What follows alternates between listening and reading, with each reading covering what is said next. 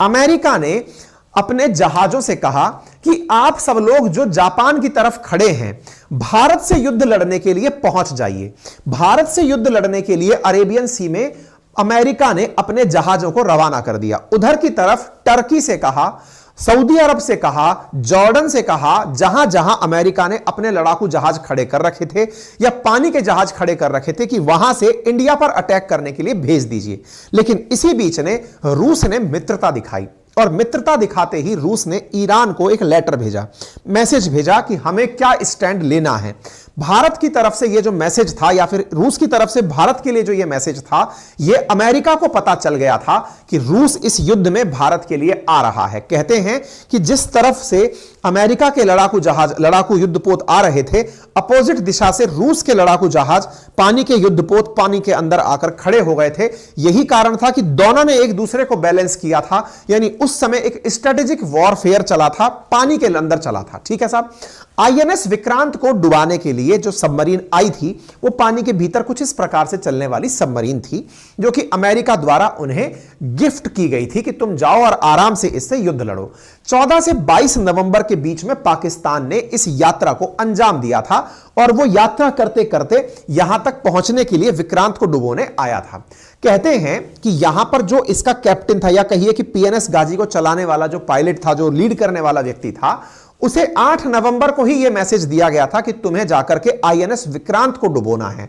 यह हमारा आईएनएस विक्रांत है, जो कि अपने द्वारा लड़ाकू विमानों को उड़ाने में सक्षम था। ठीक है। इन सब के बारे में जानकारियां निकलती कहां से हैं? तो एक पुस्तक है the story of the Pakistani navy, उसके अंदर यह बताया गया था कि पाकिस्तानी नौसेना ने 14 से 24 नवंबर के बीच अपनी सभी पनडुब्बियों को अपने पहले से तय गश्ती इलाकों की तरफ बढ़ जाने का आदेश दिया था और गाजी को कहा गया था कि बंगाल की खाड़ी में जाए और भारतीय विमान वाहक पोत विक्रांत को ढूंढकर उसे तबाह करे। केवल गाजी ही इस काम में सक्षम थी कि वह विक्रांत को डुबो सकती थी। तमाम प्रकार से कैपेबल पीएनएस गाजी अपनी क्षमताओं के साथ उस समय की सबसे उन्नत किस्म की पनडुब्बियों में से एक मानी जाती थी। जैसा मैंने आपसे कहा कि विक्रांत के बॉयलर में खराबी थी, इस कारण से विक्रांत को हम ऑलरेडी बहुत धीरे धीरे आगे पीछे करते जा रहे थे। क्या भारत ने खुद ने विमान वाहक पोत बनाया हुआ था? नहीं। भारत के पास यह विमान वाहक पोत ब्रिटेन का हरक्यूलिस था, एचएनएस हरक्यूलिस था, जो कि 1943 के अंदर बनाया गया था और भारत ने 1957 में इसे ब्रिटेन से खरीदा था। यानी इंटरेस्टिंग बात सोचिए कि अमेरिका, ब्रिटेन, ये सब एक ही हुआ करते थे। युद्ध लड़ाने वाले भी यही हैं और युद्ध लड़ने वाले भी यही हैं। बड़ा ही विचित्र है और आज भी सब यही चला आ रहा है। विक्रांत से कुछ इस प्रकार से विमानों को उड़ाया जाता था। ठीक है। अच्छा, अब इंटरेस्टिंग बात क्या हुई थी? जिस समय इनकी पीएनएस गाजी चलना शुरू हुई थी, इनके खुफिया लोग पाकिस्तान को मैसेज भेजकर बताते रहे थे कि विक्रांत जो है वो मुंबई पोर्ट पर खड़ा हुआ है। क्यों? क्योंकि हमने पश्चिमी तट पर ही उसे तैनात किया हुआ था कि कल को कभी पाकिस्तानी नेवी हमला करेगी तो वो मुंबई पर करेगी या फिर गुजरात वाले तट पर करेगी। उनके लिए तो एयरपोर्ट, मतलब सी पोर्ट वहीं से नजदीक पड़ता है। लेकिन फिर भी जब हमें यह पता चला कि ये विक्रांत को टारगेट करने आ रहे हैं, हमने उसे अचानक वहां से गायब कर दिया। कई खुफिया जानकारी ऐसे निकलकर आती हैं कि पाकिस्तान की मदद कुछ पश्चिमी देश भी कर रहे थे, जो भारत के साथ डबल क्रॉस कर रहे थे। भारत से गुप्त सूचनाएं निकलवाते थे कि बताइए आपका विक्रांत कहां खड़ा है। भारतीय सेना को, नौसेना को जब यह पता चला कि यह पश्चिमी देश पाकिस्तान की सहायता कर रहा है, तो भारत ने उसे भी ब्लफ किया और नहीं बताया कि भारत ने आईएनएस विक्रांत को कहां खड़ा कर रखा है।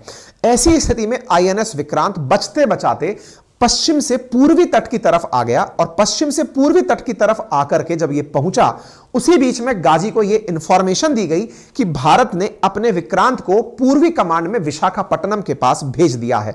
जब विशाखापट्टनम का मैसेज इन्हें मिला तो आईएनएस विक्रांत को टारगेट करते करते गाजी विशाखापट्टनम की तरफ बढ़ गया। 1 दिसंबर की रात गाजी विशाखापट्टनम पहुंच गया। गाजी यानी सबमरीन जो पानी की गहराइयों में है, यह यहां पर पहुंच जाता है। अब आप सोचकर देखिए कि विशाखापट्टनम की तरफ जो गाजी बढ़कर आया है, उसने 23 नवंबर को श्रीलंका के ट्रिनकोमाली पोर्ट से पानी भरवाया है, ऑयल भरवाया है, अपने लिए फ्यूल लिया है और 25 नवंबर को उसने चेन्नई को पार किया है। 1 दिसंबर को रात 11:45 पर विशाखापट्टनम बंदरगाह के नेविगेशन चैनल में दाखिल हो गया है। दुश्मन का कोई भी लड़ाकू जहाज किसी दूसरे देश के पानी में नहीं आ सकता, लेकिन इन्होंने चूंकि अपनी सबमरीन भेजी थी जो कि गुप्त रूप से ही जाने के लिए जानी जाती थी, तो इन्होंने उस गुप्त रूप से भेजी सबमरीन को हमारे वाटर शेयर में भेज दिया था। इसके बारे में जानकारी पाकिस्तान क्राइसिस इन लीडरशिप के अंदर मेजर जनरल फजल मुकीम खान ने अपनी पुस्तक के अंदर लिखा था कि इस प्रकार से ये लोग इस क्षेत्र के अंदर एंट्री कर गए थे, लेकिन 2.1 नॉटिकल माइल से अंदर नहीं जा सकते थे, क्योंकि यहां से नीचे पानी का जो तल है वो छिछला था, अदरवाइज यहीं पर ये फंस जाती। तो साहब गाजी पानी के मतलब समुद्र तट से 2 नॉटिकल माइल की दूरी पर ही रुक कर रह गया कि जैसे ही विक्रांत में मूवमेंट होगा इस बीच में इसे टारगेट बना दिया जाएगा। बट बड़ा इंटरेस्टिंग वाकया हुआ। विक्रांत को मारने के लिए ये लोग आए हैं और हम विक्रांत को दौड़ा नहीं सकते थे, क्योंकि हमारा विक्रांत उस समय मतलब उस स्थिति में नहीं था कि वो अपने वॉरफेयर खुद लड़ ले। ऐसी स्थिति में हमने इन्हें ब्लफ देने के लिए एक तगड़ा कारनामा किया, जो कि नेवी की इंटेलिजेंस का बेहतरीन उदाहरण है। भारत ने आईएनएस विक्रांत को चुपके से अंडमान समुंदर में भेज दिया और पाकिस्तान को बेवकूफ बनाने के लिए इस तरह की हरकत करना शुरू किया ताकि इन्हें लगे कि विशाखापट्टनम में ही आईएनएस विक्रांत खड़ा है। इन्होंने आईएनएस राजपूत को, जो कि एक डेस्ट्रॉयर पानी का विमान था, उसे विशाखापट्टनम पर खड़ा कर दिया और इस तरह की हरकतें की, क्योंकि जब भी कोई बहुत बड़ा मतलब लड़ाकू विमान या युद्धवाहक पोत खड़ा होता है तो उसमें बड़ी मात्रा में रसद की आवश्यकता होती है। रसद यानी खाने पीने के सामान की आवश्यकता होती है, ईंधन की आवश्यकता होती है। ऐसी स्थिति में विशाखापट्टनम पर हम लोगों ने ब्लफ खेलना शुरू किया, क्योंकि इनके जासूस हर तरफ थे।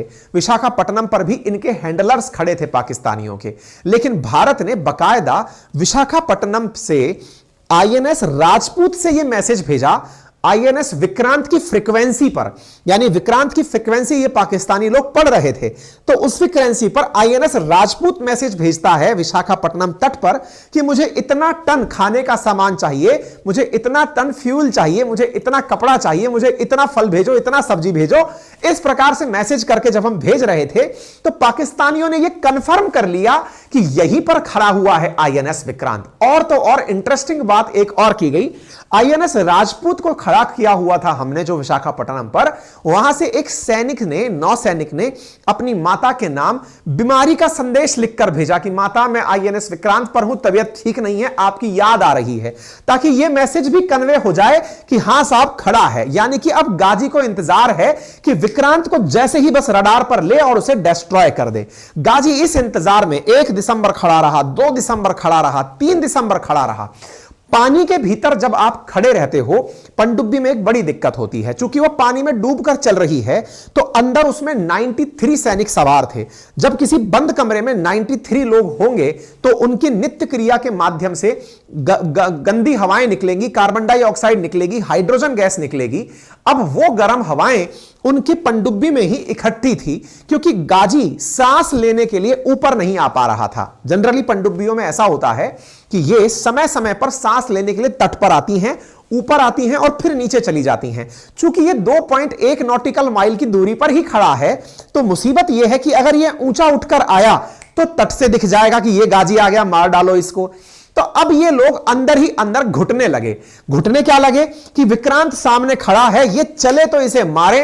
विक्रांत को मारने के लिए ये लोग बॉर्डर पर इंतजार कर रहे हैं। मजबूरी ये है कि इनकी सांस घुटना शुरू हो गई, सर दुखना शुरू हो गया, क्योंकि इनके पीएनएस गाजी में कार्बन डाइऑक्साइड का और हाइड्रोजन का स्तर बढ़ने लग गया। क्यों? क्योंकि ये सांस लेने के लिए ऊपर नहीं आ पा रहे थे। इनके कमांडर ने बकायदा पाकिस्तान को संदेश भेजा कि साहब हम ऊपर नहीं उठ पा रहे हैं, विक्रांत सामने खड़ा है, इसे मारना चाहते हैं लेकिन निकल नहीं पा रहे हैं। तो डिसाइड हुआ कि ठीक है, रात को एक बार निकलकर 12 बजे के आसपास आइएगा, रात 12 बजे के आसपास निकलकर आइएगा। इस बीच में गाजी ने प्रॉपर तरीके से विक्रांत के रास्ते में बहुत सारे मतलब पानी के अंदर ही लैंड माइंस बिछा दी कि अगर यहां से विक्रांत निकलेगा तो यह लैंड माइन से टकरा करके भी मर जाएगा। यानी हर तरह से उसने पूरी तरह से विक्रांत की चारों तरफ बाड़े बंदी कर दी। 3 दिसंबर 1971 की रात थी। रात 12 बजे ये निकलकर ऊपर आ ही रहा था और डिस्ट्रॉयर इसी के इंतजार में खड़ा था कि तुम कब आओगे और तुम्हें कब हम निपटाएंगे। साथियों, कहा जाता है कि एक रात, मतलब 1 दिसंबर की रात से ये 3 दिसंबर की रात तक पानी में रहने से इसके अंदर कार्बन डाइऑक्साइड, हाइड्रोजन का स्तर इतना बढ़ गया था कि ये चलता फिरता एक गैस चैंबर बन गया था। मतलब इसे टकराने की जरूरत थी और ये ब्लास्ट कर जाता। हमने एक तरह से इन्हें दम घोट कर मारा है। इस बीच में हमारा डिस्ट्रॉयर इनके ऊपर नजर लगा के बैठा था कि तुम निकलो। इस बीच में ही 3 दिसंबर 1971 को इंदिरा गांधी जी ने वॉइस मैसेज करके पूरे देश को संबोधित कर दिया और कहा कि भाई साहब, युद्ध शुरू हो चुका है। ऑपरेशन चंगेज खान इन्होंने लॉन्च किया है। अब भारतीय सेना युद्ध में इन्वॉल्व होने के लिए तैयार है। समस्त भारतवासियों से उम्मीद की जाती है कि युद्ध की इस घड़ी में वो सब साथ होंगे और प्रॉपर तरह से देश की सीमाओं की सुरक्षा करेंगे। युद्ध चूंकि शुरू हो चुका था, लेकिन इन्हें यह बात नहीं पता थी। गाजी के अंदर बैठे हुए नौसैनिकों को इस बात का अंदाजा ही नहीं था कि अब भारत की सेना भी अटैक कर सकती है। यहां बड़ा इंटरेस्टिंग पॉइंट यह है कि भारत 3 दिसंबर 1971 से पहले खुद ने एक भी गोली भारत ने नहीं चलाई थी। क्यों नहीं चलाई थी?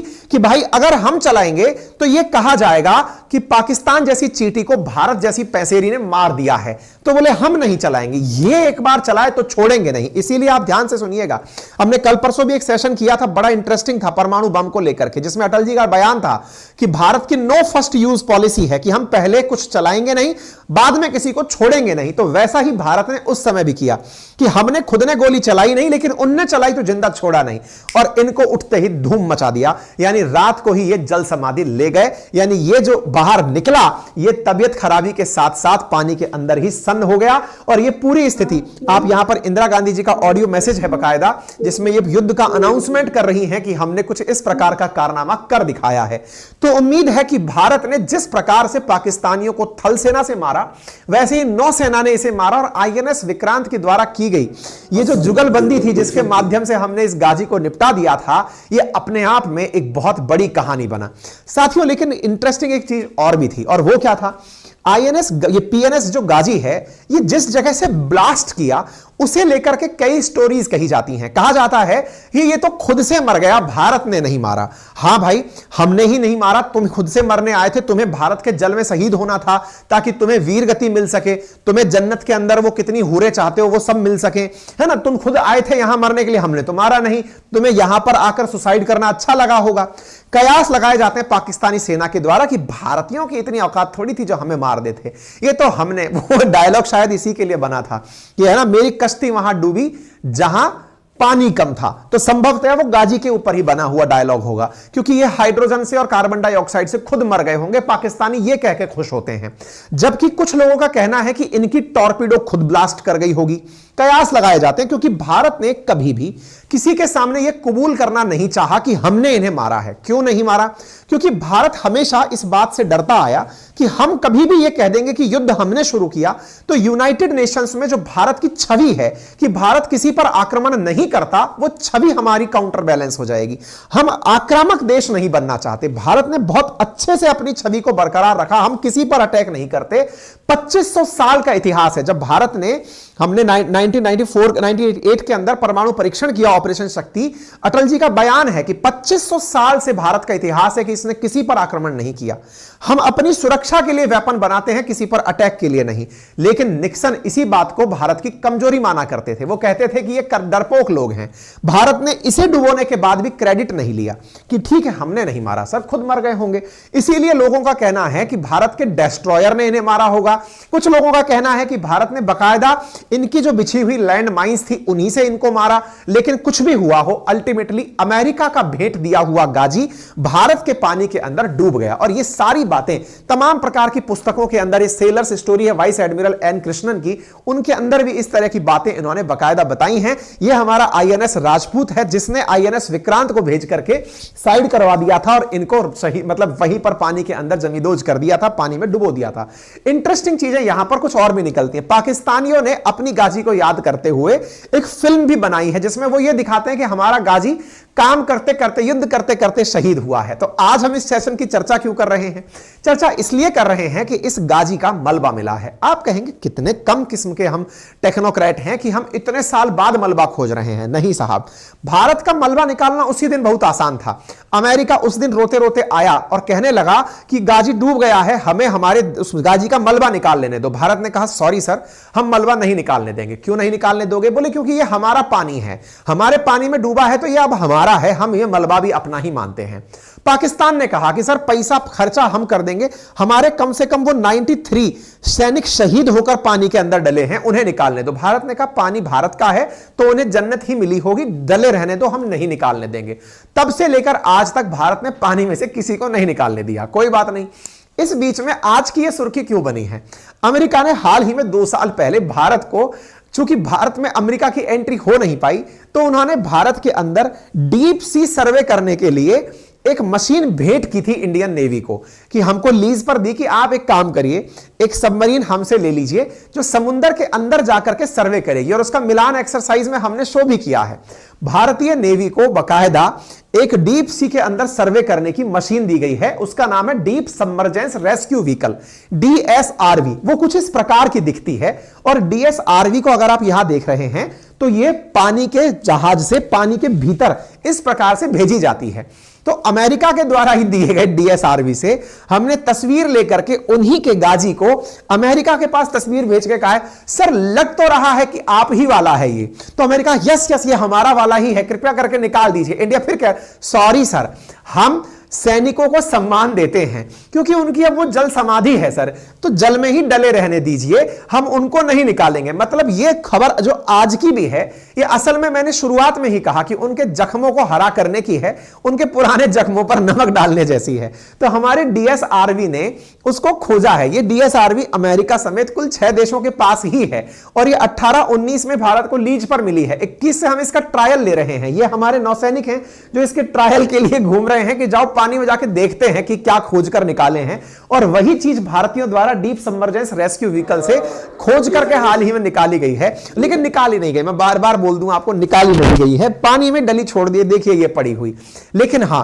इसका एक कैप है जो ऊपर लगा हुआ होता है, वो हमने 2017 में ही निकालकर बाहर रख लिया था कि कम से कम ये तो दिखाएंगे कि इंडिया की सेना ने क्या क्या कार्य किए हुए हैं।